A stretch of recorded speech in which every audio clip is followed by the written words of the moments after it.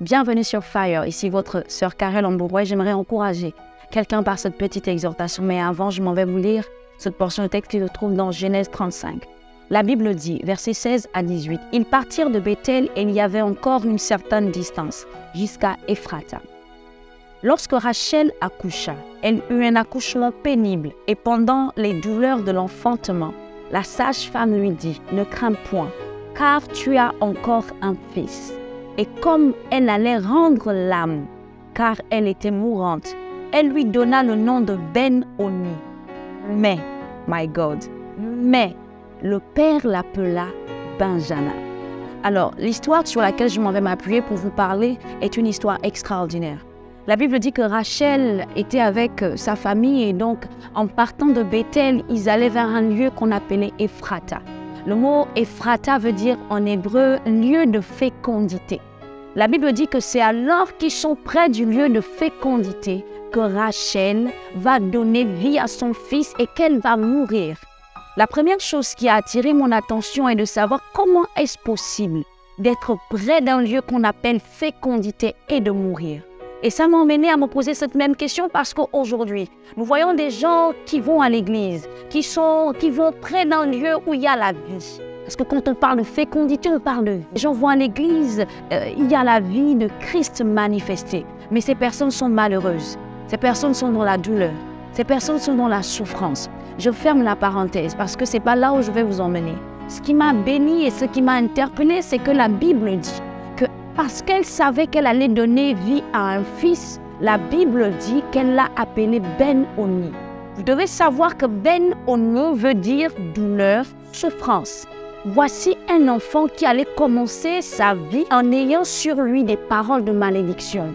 Parce qu'on allait l'appeler douleur, on allait l'appeler souffrance. Vous devez savoir que ce nom, cet enfant ne l'avait pas choisi. Ce nom, cet enfant lui avait été imposé par sa mère qui elle-même avait souffert. Et là, je me suis rendu compte que parfois, certains noms que nous avons viennent des personnes qui elles-mêmes ont eu à souffrir. On t'appelle rejet, on t'appelle échec, on t'appelle prostituée, on t'appelle stérile, on t'appelle bordel, quel que soit le nom qu'on t'a donné. Ce que j'ai appris, c'est que très souvent les étiquettes que les gens nous donnent reflètent l'état de leur cœur, reflètent l'état des souffrances qu'eux-mêmes ils ont eu endurées. Mais là encore, c'est pas ça qui m'a béni. Ce qui m'a béni, c'est que Rachel avait appelé son fils souffrance, my God. Mais Rachel n'était pas la source de la vie de son fils. Parce que vous devez savoir que chez les Juifs, c'est le père qui donne le nom à l'enfant. Et quand bien même c'est Rachel qui avait donné la vie, c'est Jacob qui avait donné la semence. Qu'est-ce que tu dis, pasteur? Je suis en train de dire à quelqu'un qu'il n'y a que celui qui t'a engendré qui peut te donner un nom. C'est parce que le créateur de la télé a créé la télévision qu'on appelle la télévision. Il n'y a que celui qui a créé cet ordinateur qui peut lui donner un nom. Et ça m'a béni, c'est parce que lorsque sa mère l'a appelé souffrance, son père l'a appelé Benjamin. Benjamin veut dire bonheur.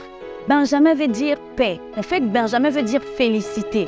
Ça veut dire paix, douceur, bonheur. Et ça m'a béni parce que ça veut dire que quels que soient les noms que le monde te donne, ce qui compte, ce n'est pas le nom que le monde te donne. Ce qui compte, c'est le nom que Dieu, ton Père dans le ciel, te donne. De même, Jacob a changé le nom de son fils de douleur en félicité. Je veux dire à quelqu'un que quels que soient les noms que la société te donne, échec, mancheté, rejet, tu ne feras rien dans ta vie. J'aimerais te dire que lorsque Dieu te regarde, il dit que tu es une merveilleuse créature. Lorsque Dieu te regarde, il dit que tu es choisi. Il dit que tu es aimé. Il dit que tu es une pierre vivante. Il dit que tu es une sacerdoce royale. La Bible dit que Dieu soit reconnu pour vrai et tout homme pour menteur. Ça veut dire que si le nom que la société te donne n'est pas en accord avec la vérité de Dieu, alors c'est le monde qui ment. J'aimerais dire à quelqu'un, quel est le nom que tu portes?